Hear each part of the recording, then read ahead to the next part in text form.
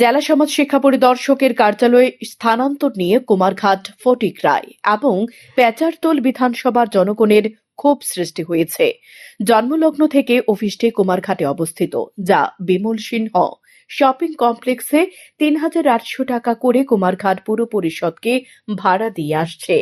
কিন্তু দুঃখের বিষয়, কুমারঘাটের শ্রী শ্রী ভবতারিণী মন্দির সংলগ্ন এলাকায় ১০ শতক অফিসের নামে নিজস্ব জায়গা থাকা সত্ত্বেও কৈলাসহর ভাড়া বাড়িতে স্থানান্তরিত করা দপ্তর থেকে অনুমতি দিয়েছে, যা ঊনকোটি জেলার একটা কর্নারে চলে যাচ্ছে, যার ফলে সাধারণ মানুষ নিজস্ব প্রয়োজনে অফিসে যেতে অনেক টাকা ব্যয় হবে। বর্তমানে অফিসটি ৩টি বিধানসভার ঠিক মাঝবর্তী স্থানে অবস্থিত। এ বিষয়ে এই অফিসের ডিআরডব্লিউ স্টাফ অলোক সাহা গোটা বিষয়টি নিয়ে সংবাদ মাধ্যমের সামনে প্রতিক্রিয়া ব্যক্ত করেন। আমি এই কুমারঘাটের এই সোশ্যাল ডিপার্টমেন্টের স্টাফ। কুমারঘাট আজকে বিগত ৩৪ বছর এই অফিসে আমি কর্মরত। তো আজকে দু একদিন ধরে হঠাৎ করে শুনতেছি যে অফিসটা নাকি এই কৈলাসহর একটা জায়গা স্থানান্তরিত হইব।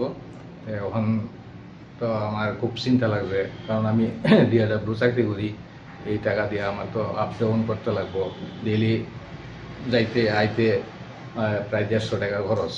বেতন পাই যা তার থেকে আমার অর্ধেকের উপরে চলে যাইব।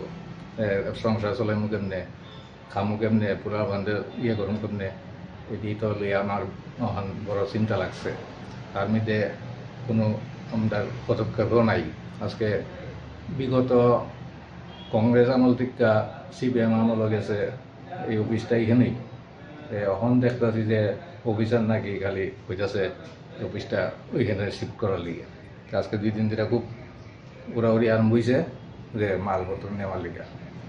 তখন কথা হয়েছে যদি আমরা একটা সুব্যবস্থা হয় তাহলে ভালো হয়। একদিকে আমরা তো সমস্যা আছেই, প্লাস ৩টা বিধানসভা নিয়ে সেটা এটা মিডিল স্টাফ, মানে মিডিল দিয়ে ধরতে গেলে কুমারঘাটটা, এদিকে কাঞ্চনপুর কিছু পাইছে, এদিকে কুমারঘাট এই ৫০ বিধানসভা, এই ৮২ মাইল, এদিকে কাঞ্চনবাড়ি, এই ফটিক রায়, মোটামুটি ৩টা বিধানসভা লইয়া এটা চলতেছে। কারণ মানুষের পক্ষে তো খুব কষ্ট হইবই, আর আমরা তো কইয়া লাভই নেই। শান্তন টিভি।